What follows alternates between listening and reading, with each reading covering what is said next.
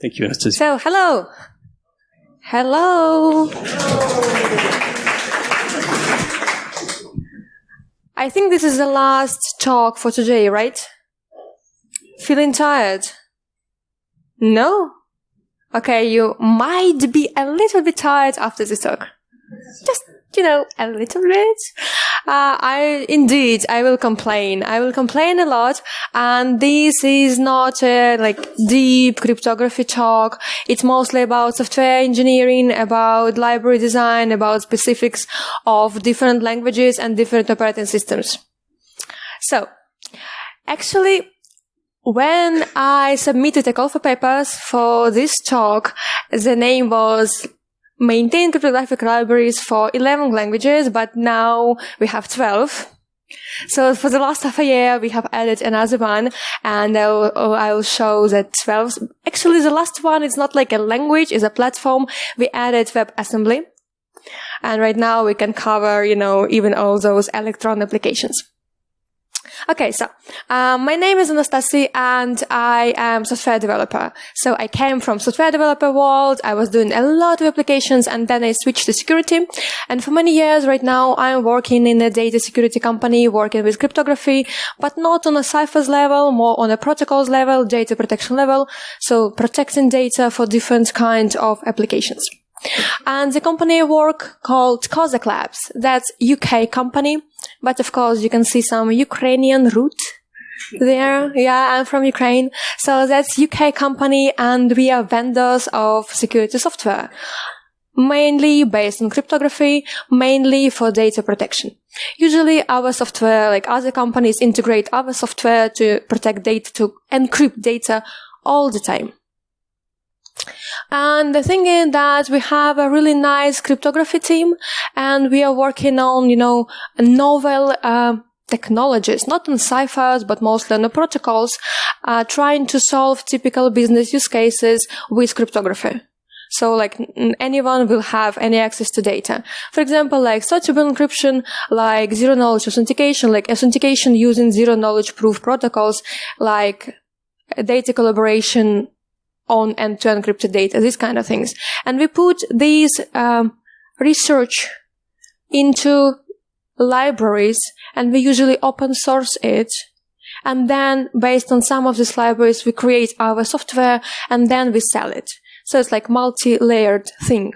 And today I'm gonna tell you about one of these libraries we open source and we support and many other people use because it's free, it's open source, yet another cryptographic library and how actually, complicated it is to support multi-platform library. So let's start. Yeah, obviously in crypto we trust, and by crypto I don't mean blockchain. No. Today for this talk, crypto is cryptography, okay? Okay. Yeah, so in crypto we trust, but not only in any crypto, in usable crypto. Because all these mistakes developers do trying to use cryptographic instruments. And we kind of try to eliminate them. Today we're going to talk about Warren Crypto, about the Themis as a library, about what's the difference between easy to use and hard to misuse. Okay? And about security testing and all these things developers should do, maintainers should do to prevent developers making mistakes. And they always try to make mistakes. Okay, so let's start. Let's start thinking that we are software developers. We don't know a lot about security. We don't know a lot about cryptography because most software developers are like this. And we have a very, very simple use case. We need to protect the data. For simplicity, we need to protect stored data. So it's data at rest encryption, really easy, should be. However, as developers, there are really many things we need to think of trying to protect this data. First of all, which kind of data to protect, right? Many people, many people, they make the same mistake with data scope. Because we have some data sensitive for our business and we believe that this is only user PI, only names, emails, yada yada. But know, usually for some businesses, likes and preferences that we as a company collect about our users is also sensitive data, that we will lose money if we will lose this kind of data. So we need to protect it as well. Then there is different kind of regulations depending on the industry. GDPR, PCI DSS, HIPAA, DPB, lots of them. They also push us as a company to protect different kind of data. Right? And last but not least, the technical data. All these accesses, API tokens, email and passwords, AWS tokens that we store in our infrastructure somewhere, and we also might need to protect some of these bits. So first mistakes developers usually do, they underestimate the scope of protected data. But let's say that we did a great job, we did a risk management, and we know which data to protect. Like, okay, now next step is let's select a cipher. And you know how many ciphers there are, like for simple symmetric encryption? Can you name some of them? Ciphers for data encryption at rest. AES, right? Blowfish, good choice. 2019. Tofish, Ghost, Kuznechik. Oh yes. Okay, so AES. Okay, let's say that's AES. However, which AES mode? Which padding to use? What IV, what init vector we need to use? Which key length to select? Then, when we say key, obviously we mean a cryptographic key, and it's different from password. So how to derive this key? What derivation function to use? Then, of course, when we start having keys, we start having key management problems. We need to exchange these keys. We need to store these keys. We need to revoke accesses. Probably we will have some key management systems. KMS, HSM, yada yada, depends on our infrastructure, our system. Last but not least, our small let's protect the data exercise in a huge infrastructure causes us to support all these things on multiple platforms and probably to backup our keys. And the question is, if we backup keys, how we will protect our backups? Shall we encrypt them? Where to store encryption keys for encrypted backups and another backups? You know the thing, yeah, you know. You will end up having a master key as a QR code on paper in your safe. I'm not joking, really. This is a kind of good way to do. Well, not a perfect one, but one of.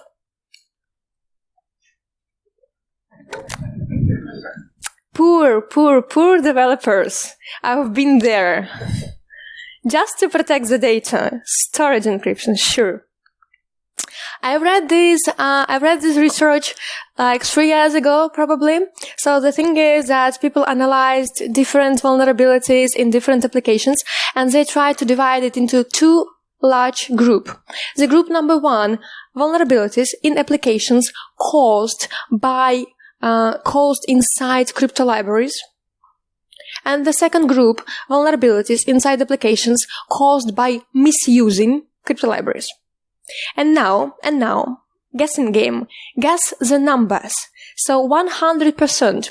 Let's guess the number. How much vulnerabilities were caused by misusing crypto libraries? 99. Good one. Try more. Like close enough, but not so bad. Again? 75. Okay, 99, 75. 98. Close enough. 83. But you get the point. Of course, after this kind of introduction, it was easy to estimate, right? Most bugs in applications with cryptography are not inside cryptographic libraries, but in misusing cryptographic libraries. Because, there are really a lot of ciphers in the world and many cryptographers. Yes, Jean-Philippe, many cryptographers are super excited about making new ciphers. But developers, they don't need new ciphers. They don't need blockchain. No. What developers usually need is boring crypto. Concept by Daniel Bernstein. Boring crypto, of course, that's an idea. That's imaginary cryptography that always works. That you can't misuse. You don't need to update. It just works. It stays there. It works. It's strong. It's usable. And, it's a perfect world. Again, utopia, utopia in cryptography. So boring, okay, it's important. Boring in cryptography means good. Okay? So, boring crypto, of course, this is just a concept. But there are many libraries and many developers, they try to achieve, try to get to this concept as close as possible.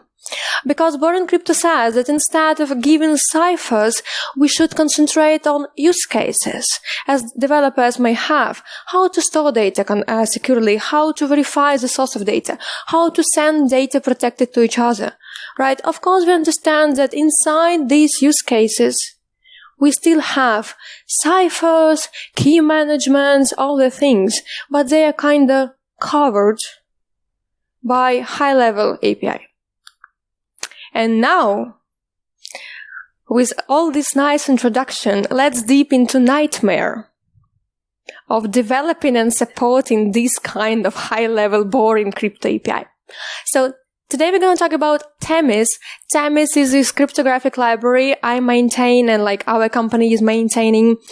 Free to use, open source on GitHub, used a lot among multi-platform applications.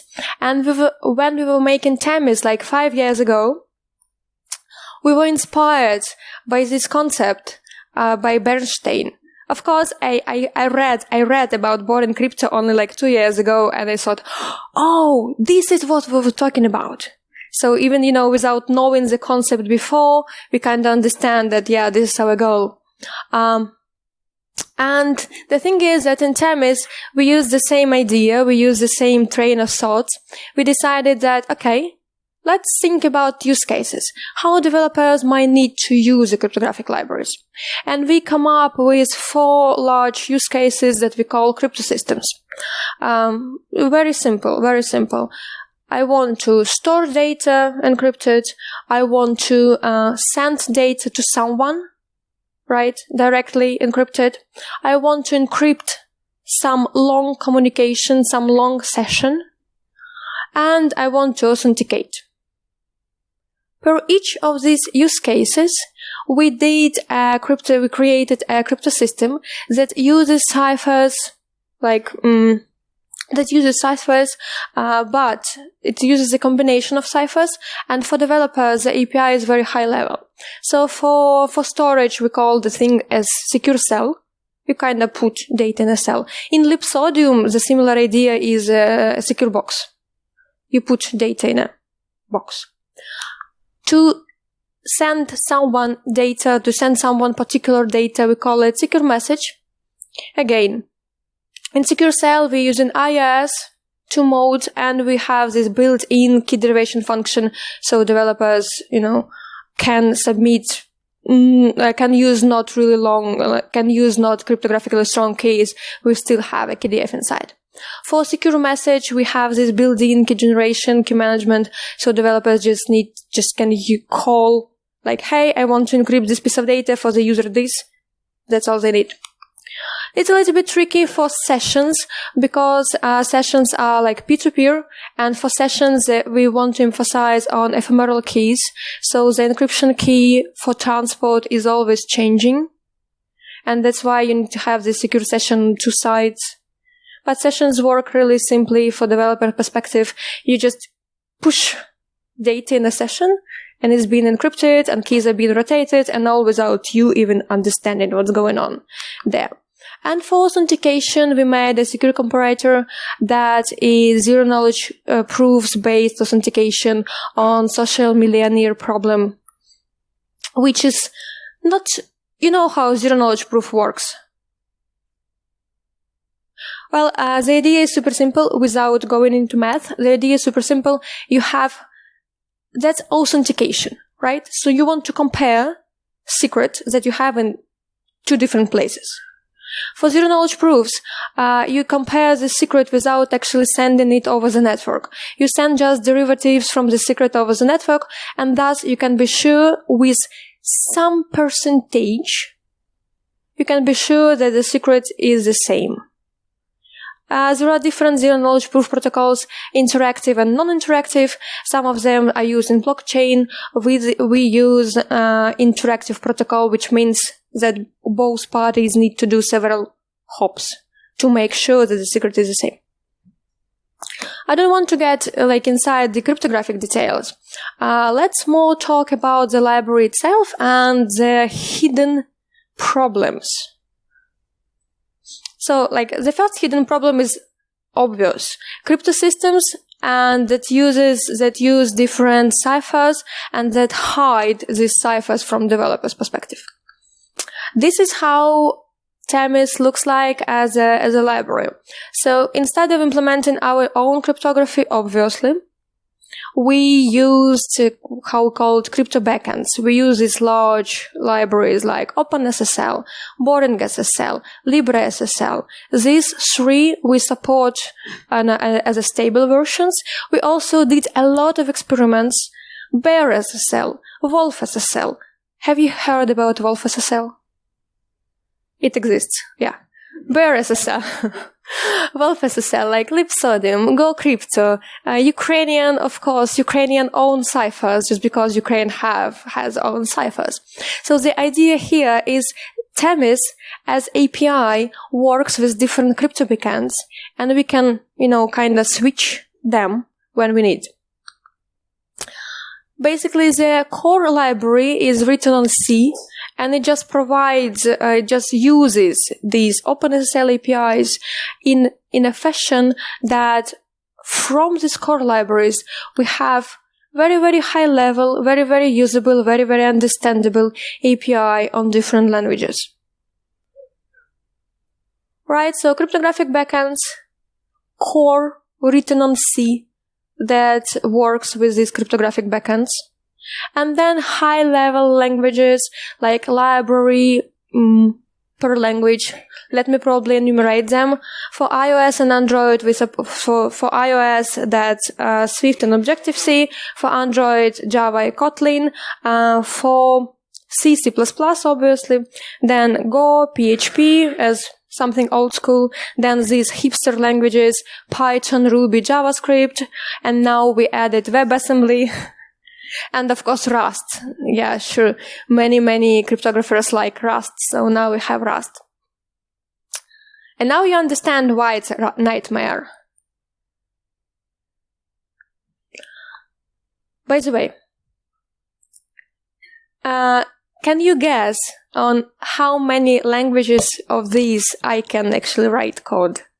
It's not perfect code, no, but it's somehow.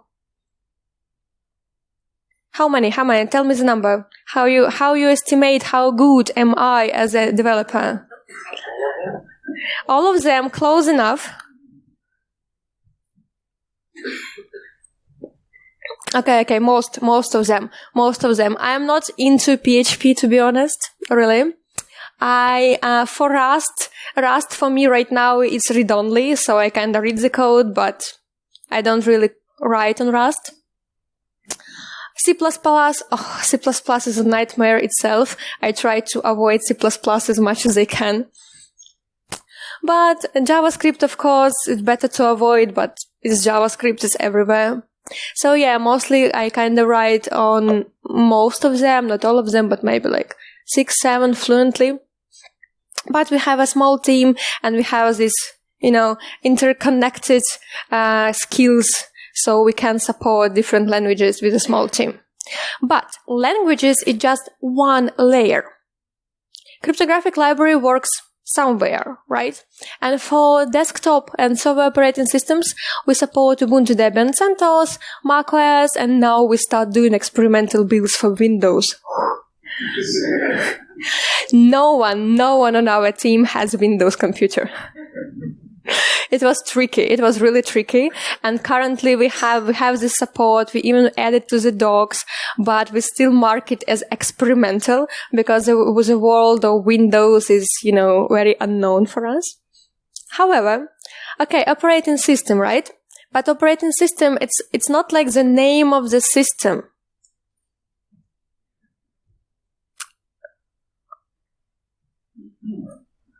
For all these things, we build and sign packages. And of course, these are just server-side, I called it server-side or desktop, right? Let's remember about mobile. I was too lazy to split Android because so many versions of Android. So yeah, when you want to build a multi-platform library, somehow you realize that there are too many operating systems in the world. And users, unfortunately, like their own operating system really, really a lot. And they're not ready to move to another operating system just because you don't want to support it. Okay, let's move next. Easy to use and hard to misuse. For cryptographic library, if it were you who are building cryptographic library, which you think is more important? Your API, your library is easy to use, or your API and your library is hard to misuse? Which is more important? Okay, let's vote. Easy to use.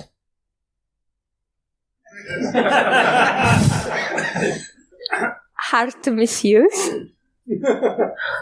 Ooh, wow. Well, from my perspective, it's both. Yeah, that's a tricky question.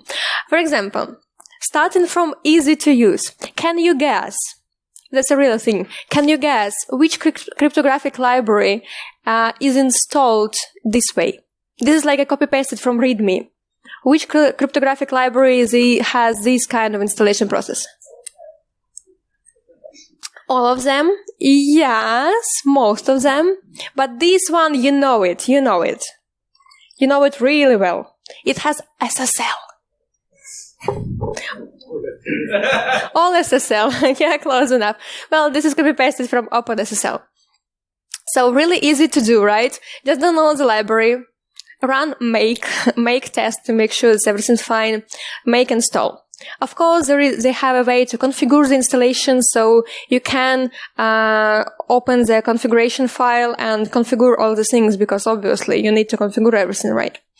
And the point is that developers, they may not want to do all the things on all these machines, right? Especially, they might want to install library if and only if this library is present in their favorite package manager. And now let's talk about package managers. Because again, operating systems are not enough. Each of them has their own package manager. For Windows, we don't really support a real package manager. Right now, for Windows, you need to compile the installer, the installer, and then you can use nice installer with Windows GUI. However, these are operating system package managers. Remember about languages. Each of them also has a preferred, default, industry-proven package manager. Some of them have several industry-proven package managers. Again, developers kinda expect you to support all of them, which might be fine if you work with one or two languages, but which might be a little bit complicated when you have 12 of them. And of course, every kid is a special kid. So every language is a special in a very, very different way. My favorite is iOS, because obviously iOS as the infrastructure, I was as the ecosystem, I was iOS developer for ages, and it's a pain. For iOS, Themis for iOS has similar structure. It can use OpenSSL or boring SSL because Apple doesn't provide you neither of them as default options, so you need to install any of them. So it uses OpenSSL or boring SSL. Then it has this C language like C library, and then it has Objective-C wrapper, and thankfully to the interoperability between Objective-C and Swift, we don't need to support Swift like separately. We just support Objective-C, and developers can use it either from Swift or from Objective-C applications, which is good. But the problem is with package managers. In iOS world, we have CocoaPods, we have Carthage, we have new Apple Way Swift package manager, and of course many developers still add libraries manually. Currently in Themis, we don't support Swift package manager because I just don't feel that I'm capable to understand what's going on there. It's so complicated to support. If you have C, not only Swift, it's really complicated. So I just open an issue in GitHub saying, hey, if someone can help us to support Swift package manager, because it requires so much time. But in iOS world, things change really, really fast. For example, the iOS itself as operating system, we have this new iOS version every year, and we have minor versions several times a year. Usually minor versions are not a problem, but major versions can be a problem. Then, as developers, they use Xcode, which is IDE, and if Xcode provides Swift language version, and right now the current version is Swift 5.1. So it's a fifth version of Swift, and most of them don't have, direct, easy to use interoperability. So with each new Xcode that has each new Swift version, for each new iOS version, for each new iPhone, iPad, MacBook, and we need to make sure that everything is working, or to update things that are broken. Then package managers, of course, they have their own release cycles, and sometimes they also make updates. And OpenSSL and BoringSSL, sometimes they have updates too. So for iOS, it's just endless updating and updating and updating and updating just to make sure that it's not broken on your latest iPhones. It's so fun. It's really so fun. Much fun. A lot of fun. Especially when you realize that you are not working on new features. You just want to make sure it's working as before. Android. Android is another kind of kid. So for Android, right now, for Android phones, Google has BoringSSL, yeah? You know the difference between OpenSSL and BoringSSL. So long story short, OpenSSL kinda old but bad because many bugs, they still support old school, deprecated ciphers. And at some point, Google decided to fork OpenSSL and call it BoringSSL. And we deprecated all ciphers, removed all the things, and Google actually patched a lot of ciphers, like a lot of problems in BoringSSL faster. But Google doesn't say you that you should use BoringSSL. They say BoringSSL, that's our library.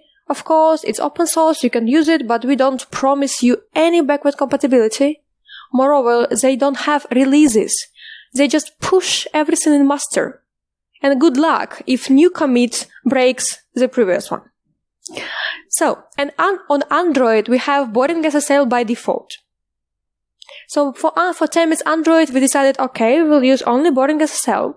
Again, BoringSSL, then the C Core, then Java. For Java, we need the GNI layer, which provides API from C to Java. And then the Java. So, Android developers, again, luckily, to the interoperability between Java and Kotlin, they can use Themis, and we can support only Java, and it's fine. However, with GNI, with this layer, it's really complicated to debug what's going on. Either these are the problems in C level or these are Java problems. And with boring SSL, it's really complicated to support it because of all these problems with versioning. For example, recently, they decided they should stop supporting GCC. Why? Because I don't know. I don't have time to read the mailing list. I'm sure they have the proper, validation of this idea. For me, it was suddenly because our builds on CI starts failing with nice error message. GCC is not longer supported. Thank you. Of course, we Googled and we did a really small fix. We just disabled GCC. So we say, okay, let's use Clang from now. But it was, it's not this kind of things you want to handle in the morning when you see red build from CI. Then we were saying, hey, why our Android builds are so slow? Okay, Android is slow. Okay. Android emulator is slow. Okay. But why building boring SSL is so slow? It can be 34 minutes. That's too much. And then we found out that we built all the things in repository, and boring SSL repository is a huge collection of library itself, tests, examples, tests, examples, and we build them all. And we're probably that's too much. We only need the library. So we we start building only library, and we decreased build time only to 12 minutes. 3 times. Of course, 12 minutes is also a little bit long, but better than 34. Then, boring SSL. Of course, as Google, they have a lot of libraries for iOS.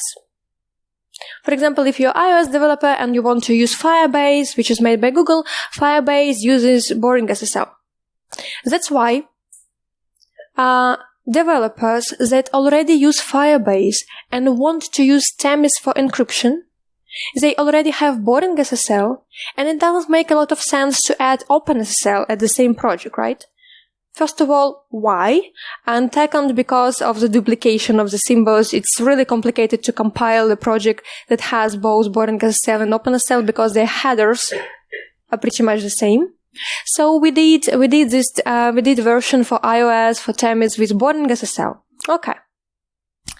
And somehow we found out that Google does not support IIS XTS mode only for iOS in boring SSL. It's just not there. Boring SSL is very different, from iOS and not iOS. And this is something Google supports, so it's not like someone's fork. And I was thinking, what shall I do? Shall I ask Google to start supporting IIS XTS for boring SSL for iOS? Or, I decided to do it in a easier way for me. I just found a place in our code when we use IIS XTS, and I found out that we don't actually use it, but we have it, as a symbol, so we have it as a header. And we did a great thing, which is disabled. We just used if define. And now we just don't mention iOS XTS in our source code for iOS that uses boring SSL. And just estimate how many of these feature flags we have in our code for each of these platforms. Okay, that was about easy to use. So to make library easy to use, you really need to spend some time. Let's move to the hard to misuse. There are different kind of abstractions level. Starting from Cypher through cryptographic library, cryptographic system, and a box solution. And when you work on a Cypher level, you have nice flexibility to use different ciphers, different modes, different paddings, yada, yada, yada, yada. But it's actually a pain. and a source of mistakes. So for developers, it might be easy to use crypto libraries or even crypto systems, so they don't need to make, extra thoughts, and they don't need to have PhD in cryptography just to encrypt the data. However, when you start using crypto system, you don't have this flexibility anymore. You use just high-level API, and you can't actually customize it. So, for example, Themis, for Themis, we aim to be crypto system and maybe like even a box solution. So we aim to have really high level of abstraction. Why it matters? This is CommonCrypto, iOS native cryptographic library. And this is how to encrypt data for using IIS in CommonCrypto. 1, 2, 3, 4, 5, 6, 7, 8, 9, 3, 11. Right? 11 parameters. Just encrypt the data. Good luck. That's another library. And this is copy-pasted from README of this library. This library is super popular in iOS world. Super popular. However, it's easier. Okay, it's easier to do iOS encryption here. Only 2 lines. Not 11 parameters. However, oopsie, most developers that copy-paste it from README already make at least 2 cryptographic mistakes. Because these are developers, come on, they don't know that IV should be random.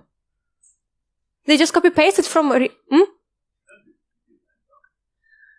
That key should be like a proper key, right? I think key is a nice key. So the thing is that using this library, like developers need to understand that even if they copy-paste things from README, they do it wrong, right? And this is really popular in iOS world, like super popular library. 11,000 stars on GitHub. In Themis, for iOS, we have really simple APIs that looks pretty much the same, however, without IV. And we kind of say that, okay, you don't need to put super strong random symmetric key. We have KDF inside. Like, please make sure that your key is long and has enough entropy, but we kind of handle it. And you don't need to take care about IV. You don't need to take care about salt. You don't need to select the mode, all the things. And this is what I say, what I called hard to misuse. Because as we support all these 12 systems, we have similar API across 12 of them. Now, guess the language. Do you see it okay? Or we can turn off the lights if it's not really visible?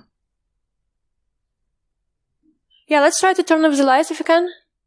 Just for, a couple of slides. Ooh, theater mode. Yay. Okay. So, guess the language. Python, no. Rust, no. Go, no. Swift, yes. Yes. Next one. Guess the language. Let me see. I think it's Rust. I think it's Rust. Okay. Next one. Python. Yeah, you see it's Python.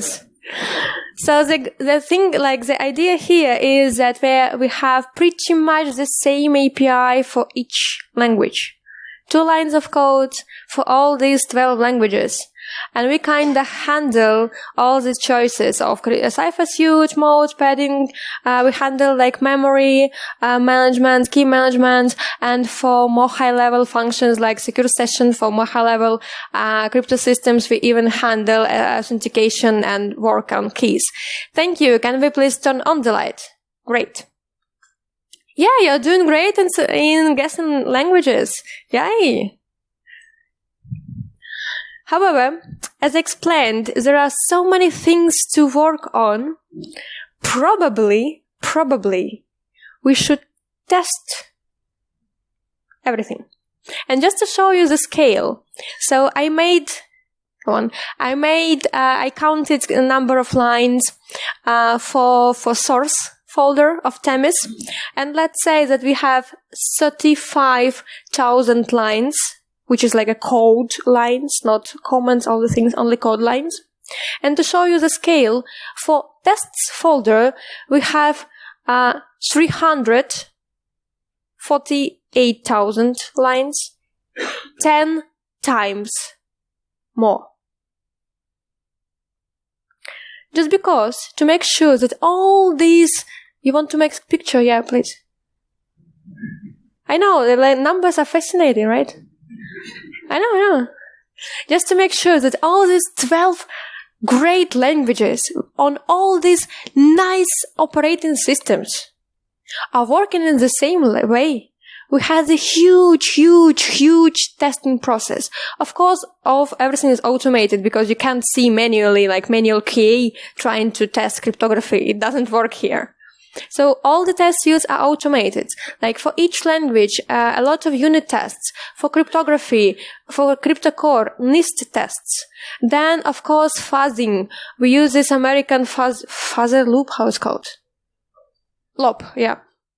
We use it to fuzz inputs of mainly for high-level API as if we were not really good developers, right? And try to hack our own inputs of our own API. Then, of course, a lot of linkers, sanitizers, static code analytic tools, memory management tools, integration tests. My favorite bugs are bugs when application of Python encrypts the data, and application Ruby can't decrypt the data.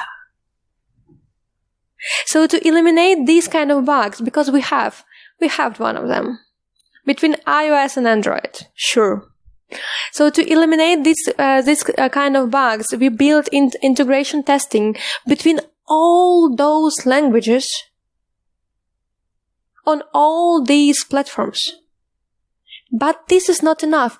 Which bit is missing? I give you a hint. The library is being updated time to time. Which bit is missing? Versioning. Yeah, backwards compatibility tests. Because again, we need to make sure that the Ruby application that use previous version on Themis and encrypts the data can decrypt the data if they updated Themis. Again, it's not like we are so smart. We had these bugs. All these things, it's not because we are smart, because we had these bugs and we decided, okay, better we write test suites for them than having them again. And these are a couple of links just in case you will also want to add some static code analysis things to your repositories and to your projects. I really like the second one, Clouseau. You know, like Inspector Clouseau. I don't know French, so I may be really pronouncing wrong. But the idea is that this tool reads through your code and tries to find out keys and passwords that you left in your code. It doesn't work for us because we write cryptography and we have the word key everywhere.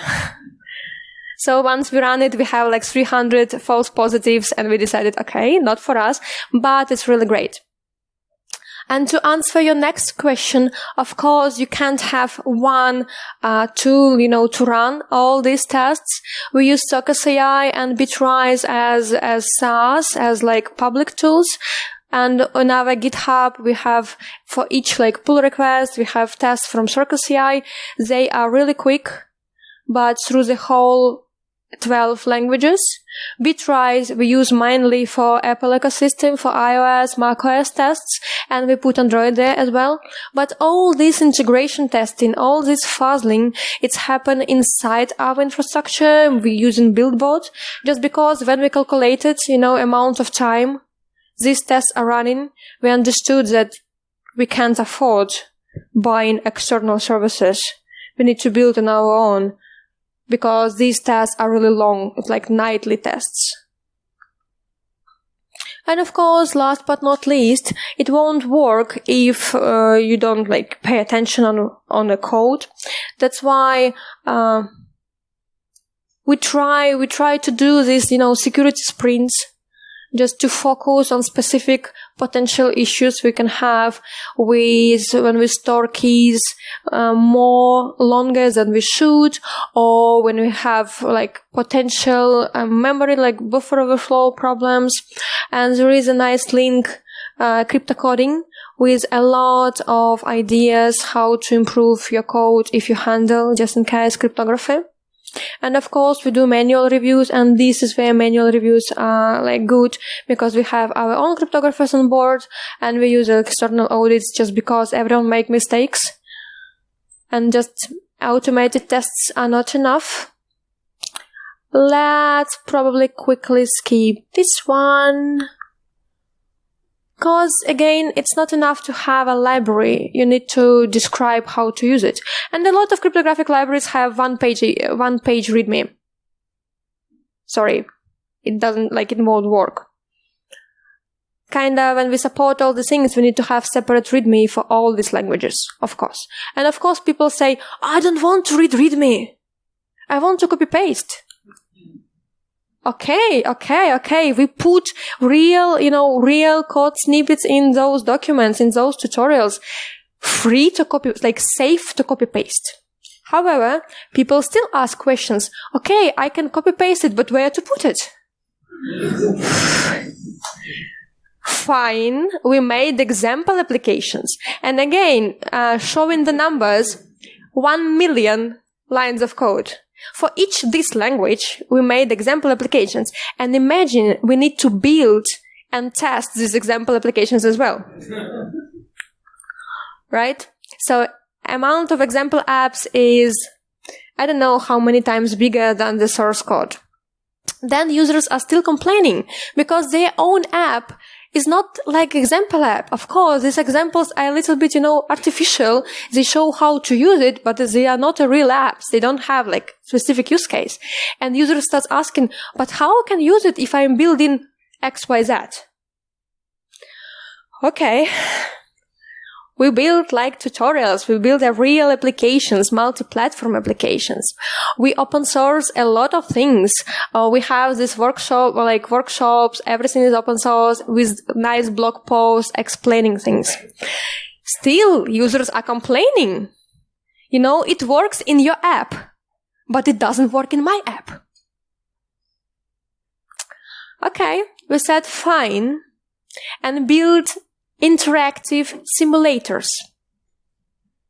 So on our website, you can find a page where, for example, you can test your encryption. So as a user, you have, let's say, Ruby application, and you encrypt the data there, and you want to make sure that you can decrypt it, that you configure everything fine. So you open our web page, you put encrypted data, base64 there, you put your key, and you make sure that it can be decrypted. Because if we can't decrypt it on our web, it means that you will be able to decrypt it anywhere. It's fine when it's one blob of data. But, as I mentioned previously, users want to build a real, secure session, a real communication between several devices.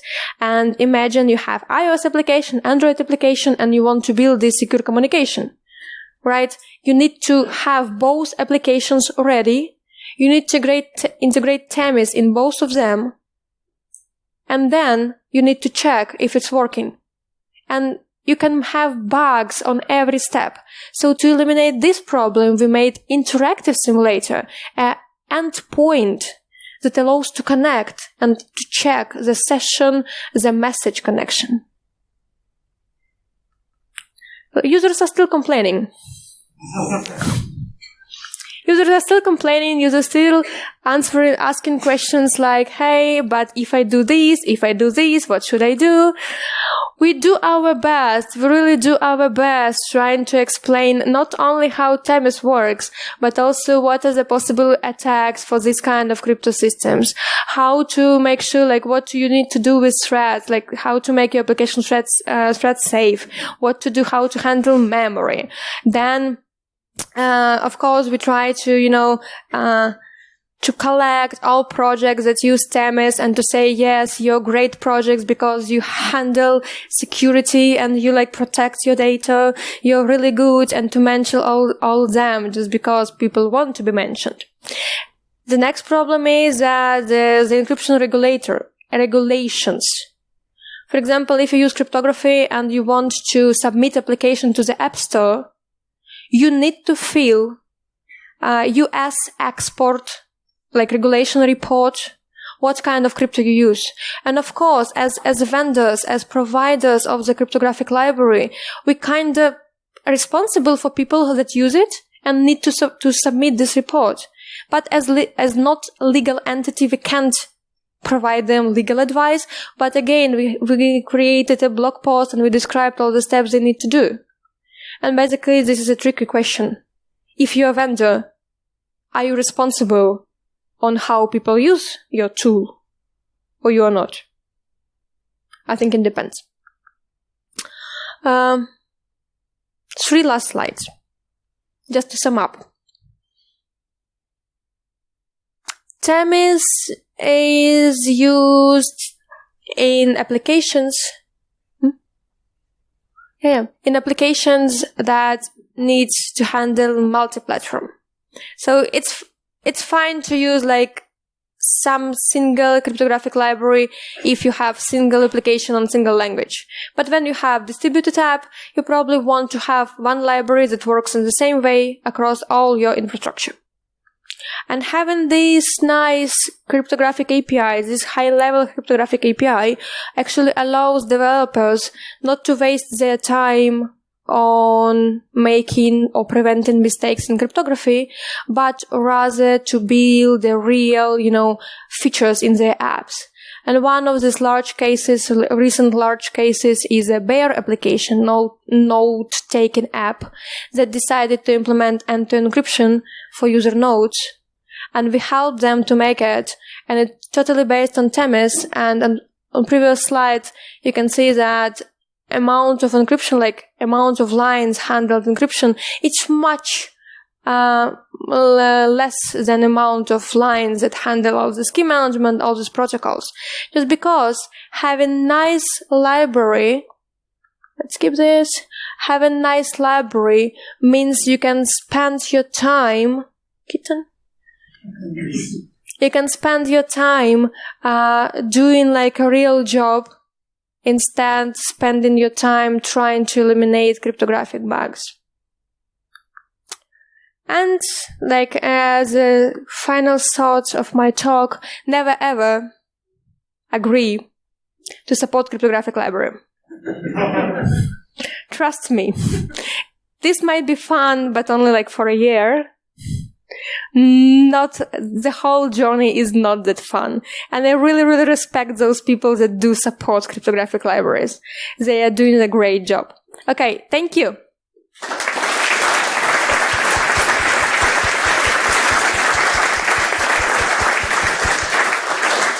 I ran out of my time, so for Q&A, please find me here. And you can find me tomorrow, because tomorrow I will have a workshop with Jean-Philippe in the middle of the day. Cryptographic workshop, more cryptography, less kittens. All is said. Thank you very much, Anastasiia. Thank you.